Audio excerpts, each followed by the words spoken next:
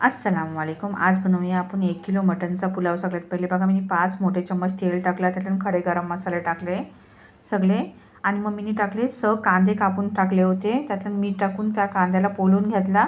Light brown करून घ्यायचा आहे पुलावाचा कांदा, जास्ती पोलाचा नाही। त्यातून 3 मोठे चम्मच मी अद्रक लसूण आणि हरी मिरचीचा पेस्ट टाकला आणि धनियाचा टमाटर टाकले 2, जरा भुजून घेतले, परतून घेतले आणि मग टाकला धनिया पावडर, गरम मसाला आणि काली मिर्च पावडर हा टाकून मिक्स करून घेतला। असं जरा मसाल्याला पोलून घेतला।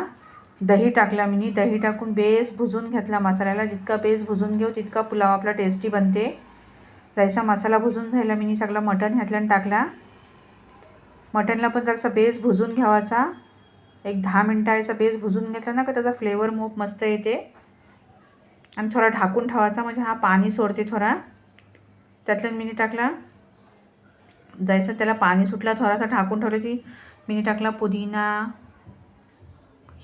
हरा धनिया आणि पुलाव पत्ती हा टाकला, थोडासा मिक्स केला आणि मग मी यातलं नाही ना गरम पाणी टाकला चावलाच्या हिशोबाने। चावल मी माझ्या क्वांटिटीच्या हिशोबाने घेतले होते। गरम पाणी टाकला का मटण जल्दी शिजते नाही, मग मटण शिजत नाही जल्दी ऐसा बिना कुकरशिवाय। हे बघा आता मी सगळे चावल टाकले, चावलांना सुकून दिला।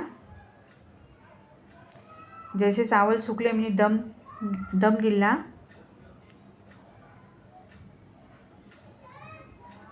दम दिल्याच्या बाद बघा मटन पुलाव आपला माशाला रेडी आहे। हा बघा ऐसा मस्त मटन पुलाव रेडी झाला। व्हिडिओ आवडला तर ते लाईक जरूर